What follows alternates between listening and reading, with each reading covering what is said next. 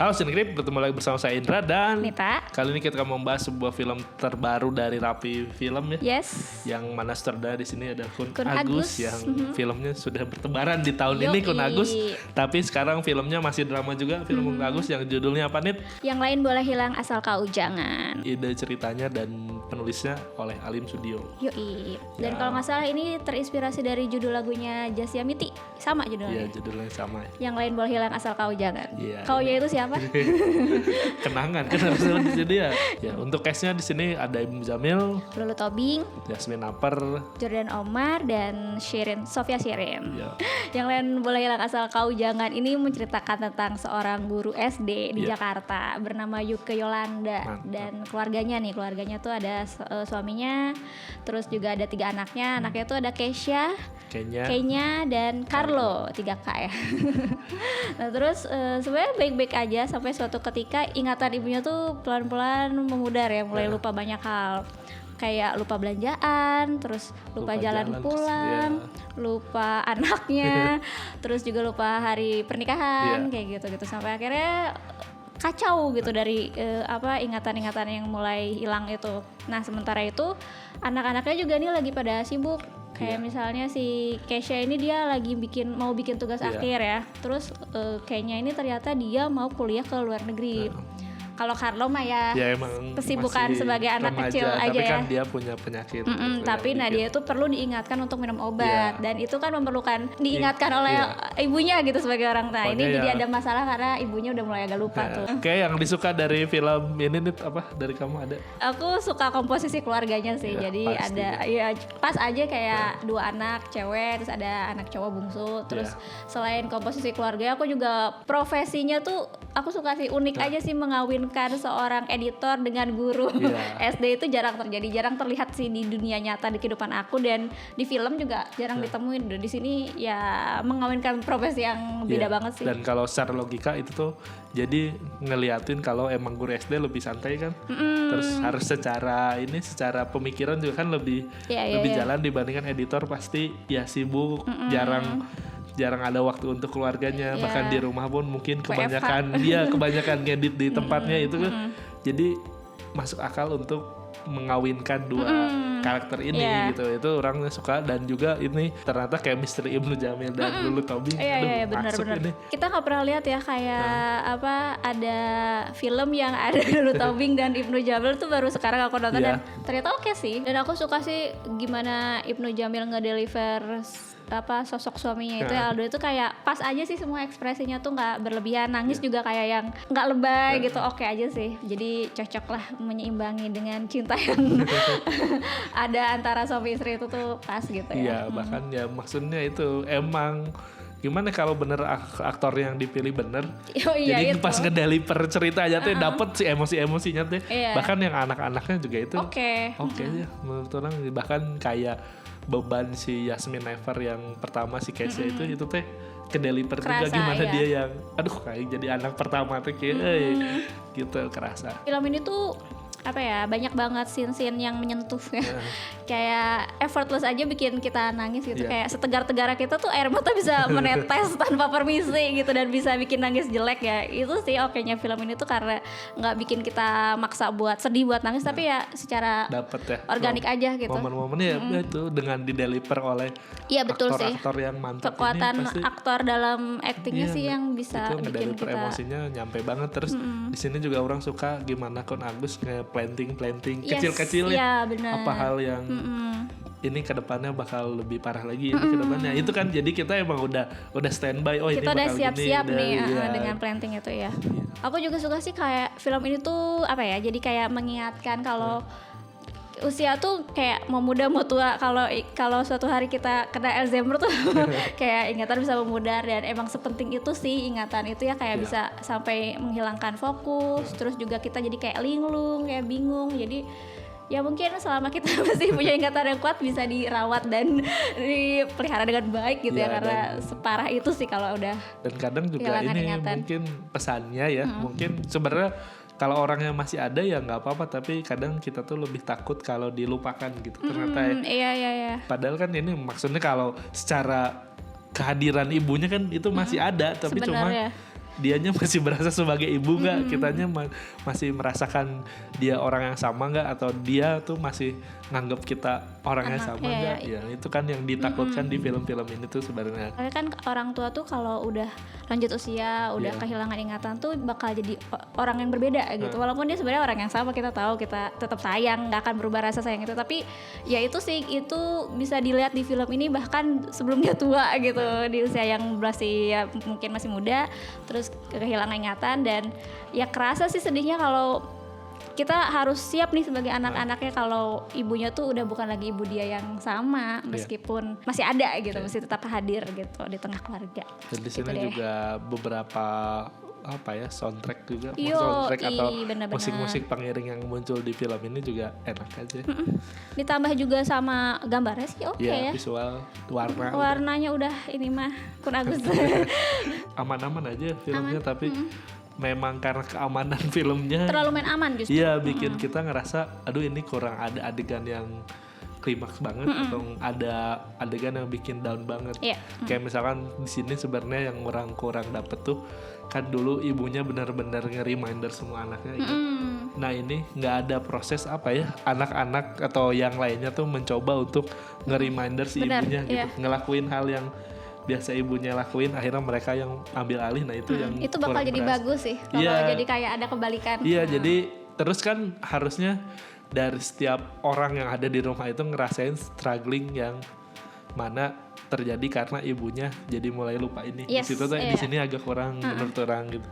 Sama aku juga kurang dapet nih, kan ibunya tuh guru ya, kita tahu dia guru, sekolahnya ditunjukin, murid-muridnya ada, tapi dia nggak ada scene lupa gitu pas ngajar. Adanya juga pindah salah masuk kelas aja, padahal harus ditunjukin pas dia ngajar, kayak tiba-tiba dia hilang nggak fokus atau apa. Itu perlu sih karena kita tahu dia guru, jadi scene itu harusnya ada. Nah pas orang berharap itu tuh ada kayak scene di Black Mirror, tahu nggak? Yang mana? Yang dianya emang guru juga ngajar, terus pas dia ngajar marah ngeluarin iklan gitu kan, gara-gara kayak otomatis gitu. Nah itu berharap tuh kayak gitu-gitu mungkin bakal ada scene kayak gini nih yang pas ibunya ngajar tiba-tiba lupa. Aku juga nunggu itu karena dia guru, jadi perlu ada sih. Jadi ada momen gimana gitu kan. Ini cuma ada momennya cuma salah masuk kelas doang ya gitu. Sayang sih itu mah nggak ini ya. Iya, nggak terlalu ini. Ya kan mungkin wajar kalau lagi banyak pikiran atau gimana, tapi kan kalau lagi karena ngajar. Karena kalau salah masuk kelas tuh kita nggak hilang ingatan, nggak bakal bisa terjadi pada siapa aja gitu ya, masuk ruangan terus, salah mah. Ya gitu. kayak lagi ngajar terus manggil nama anak kelasnya salah kan bisa jadi ya. Atau kayak ngajar tiba-tiba ngeblank gitu kan, ya harusnya ya gitu-gitulah yang ringan-ringan tapi perlu ada sih gitu. Iya awal-awal aku kesel sih sama Kesha. Dia tuh kayak egois, nyebelin, walaupun sebenarnya akhirnya terungkap juga kenapa dia kayak gitu, terus selalu dibandingin, tapi tetap aja sih aku kurang srek dia kayak gitu sih, terlalu kayak egois, dan aku tuh malah kayak ngerasa dia antagonis ya. Gitu. Selain itu juga kayak selain kayak pundungan tuh ya si relasi adik kakak sama Kenya-nya tuh ya, si Kesha tuh tiba-tiba baikannya teh prosesnya terlalu cepet gitu, nggak ada yang emang sih kita tahu dia kayak ada peristiwa membuat mereka akhirnya jadi kayak ya udah yuk kita baikan, tapi itu teh menurut aku harus ada tahapannya.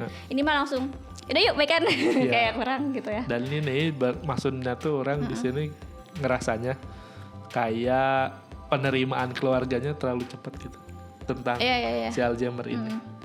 Jadi kayak suaminya juga kayak ya udahlah nerima aja. Pasrah ya.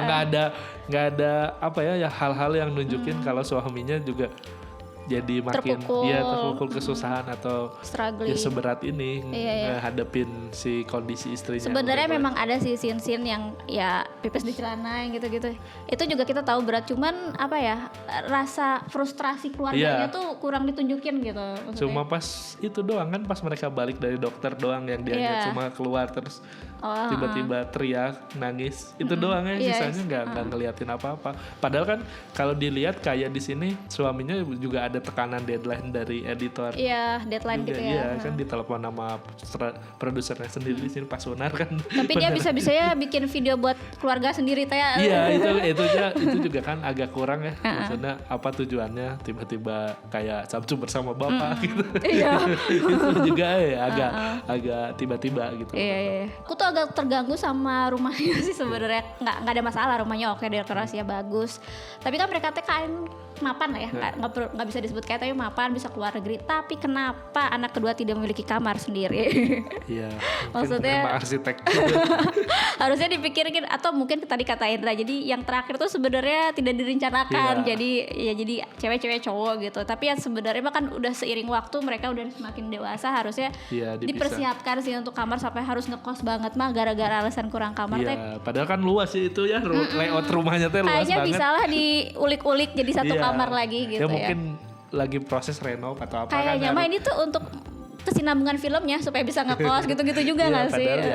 Agak terlalu dipaksakan. Sayangnya dipaksakan karena kita tetap kurang bisa menerima sih kalau ada satu anak tidak memiliki kamar padahal mereka bisa ke Jepang gitu kan, kayaknya kurang oke. Punya mobil. Aku juga kurang suka karena ada satu momen itu yang diingat sama ibu itu tentang prestasi-prestasi anaknya, tentang prestasi suaminya, bahkan dia sendiri. Ya aku tidak mengecilkan sebuah prestasi ya, itu mah oke-oke aja, tapi kenapa tidak lebih manusia aja gitu, kayak dikenang sebagai dia tuh waktu kecil kayak misalnya nakal, suka jubitin ini, ingat ya, atau dia tuh waktu kecil ini atau apa, ada momen-momen penting, kenapa harus juara satu ini, juara apa, pemenang ini, kayak cringe sih menurut aku, terlalu banyak. Padahal ini yang menurut orang bakal dilupain tuh makanan yang puyung hai itu. Padahal kan itu ditekanin terus ya, harusnya itu kan udah di-plating tuh dari awal. Atau jangan-jangan jadi kayak sesuatu yang bakal dilupain terus kayak teringat tuh kayak bakal jadi lebih menyentuh sih. Ini mah terus aja ngomongin pialak penang ini, guru teladan, padahal mah ada di keluarga nyata juga kayaknya nggak bakal ada yang, ya bukannya kita mengecilkan sebuah usaha dan secara akademis karena ibunya orang akademisi, jadi penting ya, pentingnya ya prestasi, tapi jadinya cringe sih menurut aku karena semuanya tuh harus dinilai dari yaitu sebuah keberhasilan gitu.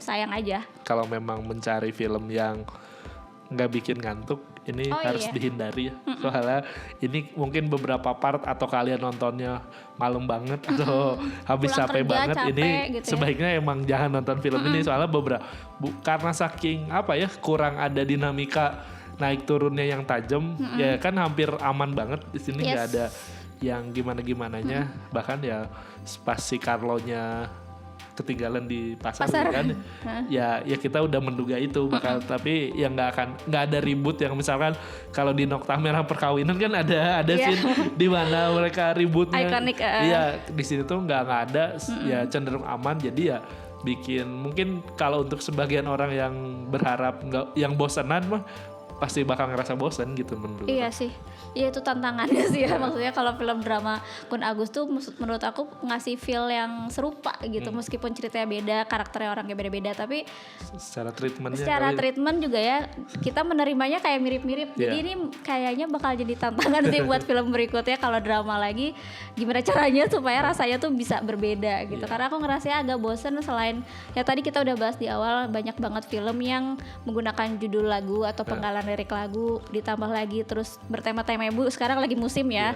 Terus treatmentnya kayak gini gitu, jadi kayak mungkin penonton sebelum nonton bahkan kayak aduh ini mah pasti udah kebaca lah bakal gitu. Nah takutnya di awal udah kepikiran gitu sih penonton, jadi harus ada pembaruan ya supaya lebih, mungkin tadi kayak dinamikanya dan terlalu baik semuanya di keluarga ini tuh nggak ada yang gimana-gimana, bahkan sepeda juga bawa aja. Ya itu sayang ya.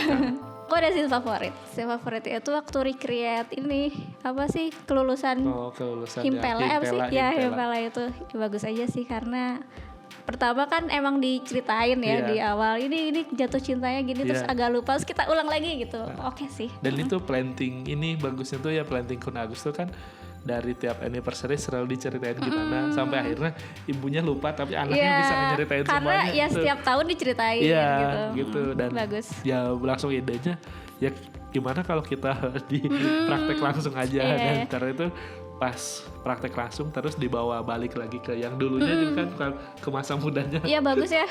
Pas pindah gitu langsung. Transisinya juga itu mantap sih. Iya. Kalau dari visual tuh oke sih ya. Maksudnya memanjakan mata lah gitu, visual, suara apa, cuman dari cerita lah masih aman banget, nggak jelek sih, cuman jelek, coba ya aman aja, nggak terlalu bikin kita kaget atau dinamika emosinya gimana banget enggak ya. Cuma kalau mewek ya haru-harunya sedih-sedihnya mah dapat di sini. Jadi yang buat kalau yang mau nonton terus sedih nggak usah ditahan. Rilis aja air matanya, nangis jelek nggak apa-apa. Karena memang film ini untuk itu kayaknya ya. Dan emang dia momen-momen untuk bikin sedihnya teh dapat gitu di film ini tuh gitu. Jadi ya bagus, cuma ya.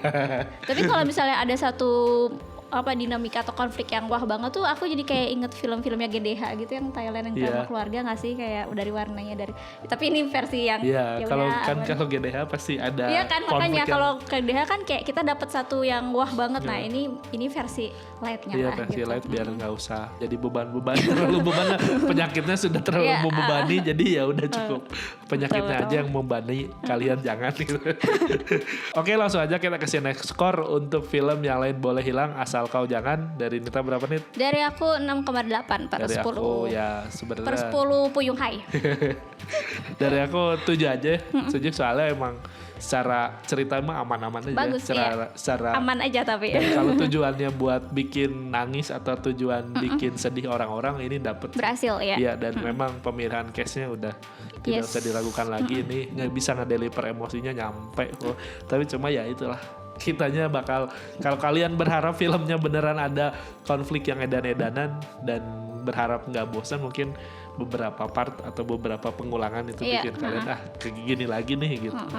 Gitu aja. Jadi buat kalian yang mau nonton dan butuh nangis-nangisan, silakan tonton film Yang Lain Boleh Hilang Asal Kau Jangan. Dan gak usah takut nagasnya jelek ya, karena kan gelap ya bioskop. Asal nanti pas udah mau udahan beneran bawa tisu aja. Soalnya pas aku nonton aja di belakang ada yang berasa orang-orang lain untuk menangis dan terbukti gitu. Tapi kan nangis aja nggak cukup. Iya. Gitu, tapi ini menurut orang masih bisa dinikmati. Iya, benar sih. Oke.